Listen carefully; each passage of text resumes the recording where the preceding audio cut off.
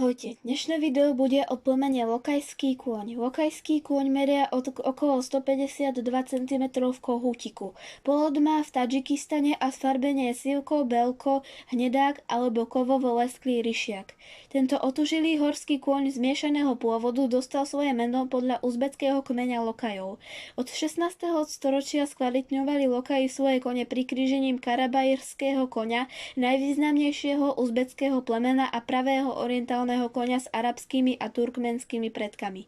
Nedávno sa uskutočnili aj kríženia s terskými a arabskými žrebcami a aj so žrebcami anglického plnokrvníka. Štíhle šľachovité lokajské kone majú veľmi tvrdé kopytá a sú nenahraditeľné na jazdu a nosenie nákladu na strmých trasách v Pamíre. Kočovné kmene Pamíru dodnes chovajú čriedy lokajských koní tradičným spôsobom. V zime ich pasú na zimných lúkach v nižších polohách a v lete na horských pasienkoch.